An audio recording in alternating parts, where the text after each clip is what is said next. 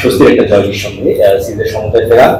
Overall আজকের match নিয়ে আপনি কি বলবেন, যেভাবে ক্যাম্পব্যাক করলেন আজকের ম্যাচে? ডিফিকাল্ট ছিল আমার মনে হয়, যেভাবে আমরা লাস্ট কয়েকটা ম্যাচ খেলছিলাম, টেস্ট, টি20, লাস্ট ওয়ানডেটা মিলে আমরা খুব ভালো একটা অবস্থানে ছিলাম না, বাট যেভাবে আজকে সবাই কামব্যাক করেছে এবং বিশ্বাস রেখেছে যে আমরা ভালো করতে পারি এবং সবাই সবার প্রসেসটা ফলো করেছে। তো কঠিন ছিল, বাট সবার বিশ্বাস ছিল যে আমরা ম্যাচটা ভালোভাবে শেষ করতে পারি। এবং আমার সব থেকে যে জিনিসটা ভালো লেগেছে, আগের দিন আমরা যে কমিটমেন্ট করেছি, যে প্ল্যানটা করেছি, সবাই ওই জায়গায় ঠিক ছিল। সো খুবই খুশি যে সবাই প্রসেসটা ফলো করছে। আমার সেকেন্ড প্রশ্ন, নাসুম আহমেদ, আমরা জানি যে বেশি সিজন থেকে অনেক ঘটনা ঘটেছে, টিমের মধ্যে কিভাবে আপনারা অ্যাডজাস্টমেন্ট করলেন? ওর জন্য কতটুকু ডিফিকাল্ট ছিল আসলে মানিয়ে নেওয়াটা এবং একই সাথে ডিসেবিলিটি ছিল, এসেও পারফর্ম করা এবং সুপার পারফর্ম? আনতেই চায় না, কারণ প্রফেশনাল প্লেয়ার সবসময় আমার মনে হয় খেলাতে ফোকাস করাটাই উচিত এবং সে ওটাই করেছে। নাসুমের আগে ওই ড্রেসিং রুমে ছিল, সো প্লেয়ারদের সাথে অ্যাডজাস্টমেন্টের কোনো প্রবলেম হয়নি। বাট আমি যেটা মনে করি যে ও যেভাবে ব্যাটিং করেছে এবং বোলিং এ যেভাবে ডেলিভার করলো, এটা অবশ্যই টিমকে অনেক হেল্প করেছে এবং খুব সাহসের সাথে করেছে। সো ওর অ্যাপ্রোচ আমার খুবই ভালো লেগেছে এবং আশা করব যে নেক্সট ম্যাচে এভাবেই করবে। শান্ত, আমরা যদি দেখি মানে এই উইনটা আমার কাছে পার্সোনালি মনে হচ্ছে খুব স্পেশাল। বাংলাদেশ দল লাস্ট টেস্ট গুলোতে খুব একটা ভালো করেনি পাকিস্তান বাদ দিলে। এখানকার শুরুটা খুবই ওর্স ছিল, যেখানটা আমরা ড্রাইভিং সিট থেকে শেষ পর্যন্ত সরে যাই। টু বি ভেরি অনেস্ট, আপনি ক্যাপ্টেন্সি করবেন কি করবেন না এটা নিয়ে আপনি নিজেও অনেকটা কনফিউশনের মধ্যে ছিলেন। আমাদের সিনিয়র ক্রিকেটার কেউ নেই, 18 বছর পর সাকিব তামিম মুশফিক নেই বাংলাদেশের ওয়ানডে দলে, সেখান থেকে দলটা জিতলো। আপনার কাছে কি মনে হচ্ছে? অবশ্যই আমার মনে হয় খুব ডিফিকাল্ট সময়ের মধ্যে দিয়ে আমরা যাচ্ছিলাম। আমরা সবাই জানি যে ক্রিকেট খেলাটা একটা মোমেন্টামের ব্যাপার, একটা মোমেন্টামের জন্য আমরা ওয়েট করছিলাম, ওয়েট করবো না, কষ্ট করছিলাম আসলে কিভাবে আমরা মোমেন্টামটা পাই। এবং আলহামদুলিল্লাহ আগের দিন আমরা যে প্ল্যান গুলা করেছি মোমেন্টাম পাওয়ার জন্য, ওই জিনিসটা সবাই মাঠে 100% দিয়ে চেষ্টা করেছে। স্টিল এখানে আরো ছোটখাটো বিষয় তো আছে ইমপ্রুভমেন্টের, বাট আমার মনে হয় যে প্ল্যানটা করেছে আমরা খুব কাছাকাছি সবগুলো সাকসেস হতে পেরেছি। আপনি যেটা বললেন যে আমাদের সিনিয়র প্লেয়াররা নাই, আস্তে আস্তে এখন আমাদের এই জায়গা থেকে বের হয়ে আসতে হবে, কারণ সবসময় তারা খেলবেন না। তারা তো যতদিন আমাদেরকে আমাদের ড্রেসিং রুমে থাকবেন, অবশ্যই এটা তো পার্টিতে একটা হেল্প হয়, কারণ অনেক experience, but that doesn't mean যে আমাদের সবসময় তাদেরকে নিয়ে চিন্তা করতে হবে। এখন আস্তে আস্তে সময় হচ্ছে যে আমরা যারা আছি ওইভাবে রেসপন্সিবিলিটি।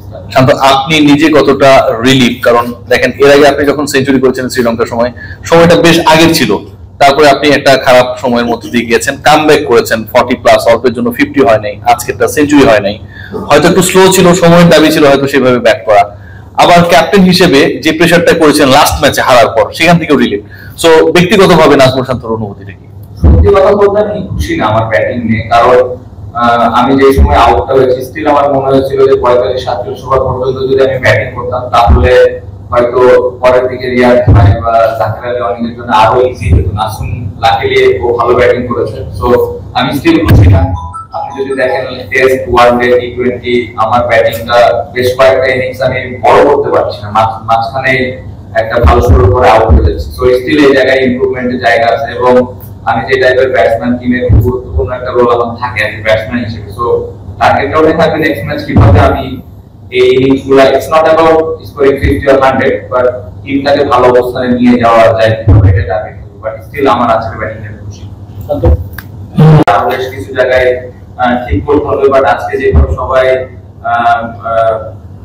মাঠে অ্যাপ্লাই করেছে প্ল্যানগুলো আমি খুশি, বাট আমি স্টিল আমার মনে হয় যে আমরা এর থেকে আরো ভালো হবে। সো অবশ্যই স্বস্তির তো জায়গা, বাট স্টিল সিরিজটা শেষ হয়নি, সামনের ম্যাচটা আমরা আবার কিভাবে প্ল্যান করে আসতে পারি এটাই আমার মনে হয়। নাসুম এবং তাকিরের ব্যাটিং ও যেভাবে শেষ করেছে ইনিংসটা, ওইখানে একটা বড় একটা টার্নিং পয়েন্ট। এবং বোলিং আমার মনে হয় ওভারঅল বোলিং ইউনিটটা খুবই ভালো বোলিং করেছে এবং ফিল্ডাররা আগের ম্যাচের থেকে এই ম্যাচে আমার মনে হয় যে এনার্জিটা আরো ভালো ছিল।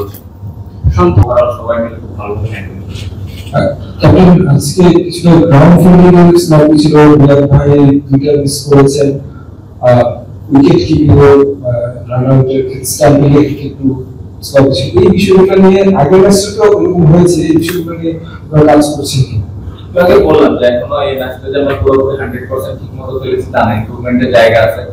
স্টাম্পিং এর ব্যাপারে যেটা বললেন ওটা স্টাম্পিং আসলে ছিল না, ডাউন উইকেট গিয়েছিল বাট বলটা এত আস্তে গিয়েছে ওইখান থেকে স্টাম্পিং করার ওই সময়টাই পায়নি, তার আগে ব্যাটসম্যান চলে গেছে। এখানে কিপারের কোনো ফল্ট ছিল না। ফিল্ডিং এর দুই একটা এরকম হতে পারে, বাট স্টিল আমার মনে হয় যে আমি যেটা বললাম যে অবশ্যই এই জায়গাগুলো যদি আমরা ঠিক করতে পারি তাহলে আমরা ম্যাচগুলো আরো আরামে জিততে পারবো এবং সামনে যখন বড় বড় ম্যাচ খেলবে এগুলো আমাদের হেল্প করবে। সর্বশেষ যে সিরিজটা খেলেছিলেন, 2-1 সিরিজ জিতেছিলেন, এই সিরিজটা নিশ্চয়ই সেই প্রত্যাশার একবার ফাইনাল ম্যাচে পরিণত হয়েছে টুর্নামেন্টে। অবশ্যই ইম্পর্টেন্ট, বাট আউটকাম নিয়ে চিন্তা না করে যদি প্রসেসটা ফলো করি, আমি বিশ্বাস করি যে প্ল্যানটা করেছে এবং একজন আরেকজন প্লেয়ারকে যদি বিশ্বাস করি তাহলে সিরিজটা যেটা সম্ভব। বাট আমি আউটকামে বিশ্বাস করি না, প্রসেসটা যদি আমরা ঠিক মতো করি, প্লেয়াররা 100% মাঠে দেয় তাতেই আমি খুশি এবং আমি বিশ্বাস করি যদি আমরা প্রসেস ফলো করি এবং 100% দিয়ে আমরা ম্যাক্সিমাম ম্যাচ জিততে। শান্ত, প্রথম ম্যাচে আফগানিস্তান টস জিতলো, আজকে নাজমুল শান্ত টস জিতলো এবং টস সেটা ম্যাচের রেজাল্টে খুব বড় ফেক হয়। দেখলাম আগে ব্যাটিং করলে পরে ব্যাটিং করা চেস করাটা কঠিন, সেই জায়গাতে থার্ড ম্যাচে টস ভাগ্যটা নিশ্চয়ই আপনি চেয়ে থাকবে বিধাতা দেখেছিলেন, টস ভাগ্যটাই জয় পান এবং আগে ব্যাটিং করলে নিশ্চয়ই সহজ হয়ে যাবে কাজটা। না, এটা নিয়ে খুব বেশি আমার মনে চিন্তা করা উচিত না, কারণ এটা হাতে নাই। আর আমি যেটা বললাম যে আমাদের যেরকম টিম আমরা অত ভালো খেলছি না, বাট আমাদের যেরকম ক্যাপাবিলিটি আছে আসলে টসটা খুব বেশি ম্যাটার করবে আমার মনে হয় না, কারণ আমাদের যে বোলিং ডিপার্টমেন্ট আছে আমরা যদি ওদের কম রানে আটকাইতে পারি, আমাদের চেস করার অ্যাবিলিটি আছে, জাস্ট ওই কনফিডেন্সটা দরকার এবং ওই বিশ্বাসটা দরকার যে কোনো সিচুয়েশন থেকে আমরা জিততে পারি। শান্ত, আমরা যদি দেখি মানে এই উইনটা আমার কাছে পার্সোনালি মনে হচ্ছে খুব স্পেশাল। বাংলাদেশ দল লাস্ট টেস্ট গুলোতে খুব একটা ভালো করেনি পাকিস্তান বাদ দিলে। এখানকার শুরুটা খুবই ওর্স ছিল, যেখানটা আমরা ড্রাইভিং সিট থেকে শেষ পর্যন্ত সরে যাই। টু বি ভেরি অনেস্ট, আপনি ক্যাপ্টেন্সি করবেন কি করবেন না এটা না আপনি নিজেও অনেকটা কনফিউশনের মধ্যে ছিলেন। আমাদের সিনিয়র ক্রিকেটার কেউ নেই, 18 বছর পর সাকিব তামিম মুশফিক নেই বাংলাদেশের ওয়ানডে দলে, সেখান থেকে দলটা জিতলো। আপনার কাছে কি মনে হচ্ছে? অবশ্যই আমার মনে হয় খুব ডিফিকাল্ট সময়ের মধ্যে দিয়ে আমরা যাচ্ছিলাম। আমরা সবাই জানি যে ক্রিকেট খেলাটা একটা মোমেন্টামের ব্যাপার, একটা মোমেন্টামের জন্য আমরা ওয়েট করছিলাম, ওয়েট করবো না কষ্ট করছিলাম আসলে কিভাবে আমরা মোমেন্টামটা পাই। এবং আলহামদুলিল্লাহ আগের দিন আমরা যে প্ল্যান গুলা করেছি মোমেন্টাম পাওয়ার জন্য ওই জিনিসটা সবাই মাঠে 100% দিয়ে চেষ্টা করেছে। স্টিল এখানে আরো ছোটখাটো বিষয় তো আছে ইমপ্রুভমেন্টের, বাট আমার মনে হয় যে প্ল্যানটা করেছে আমরা খুব কাছাকাছি সবগুলো সাকসেস হতে পেরেছি। আর আপনি যেটা বললেন যে আমাদের সিনিয়র প্লেয়াররা নাই, আস্তে আস্তে এখন আমাদের এই জায়গা থেকে বের হয়ে আসতে হবে, কারণ সবসময় তারা খেলবেন না, তারা তো যতদিন আমাদেরকে আমাদের ফিক্সিং করে থাকবে অবশ্যই এটা তো পার্টিতে একটা হেল্প হয়, কারণ অনেক experience, but that doesn't mean যে আমাদের সবসময় তাদেরকে নিয়ে চিন্তা করতে হবে। এখন আস্তে আস্তে সময় হচ্ছে যে আমরা যারা আছি ওইভাবে রেসপন্সিবিলিটি। শান্ত, আপনি নিজে কতটা রিলিফ? কারণ দেখেন এর আগে আপনি যখন সেঞ্চুরি করেছেন শ্রীলঙ্কার সময়টা বেশ আগের ছিল,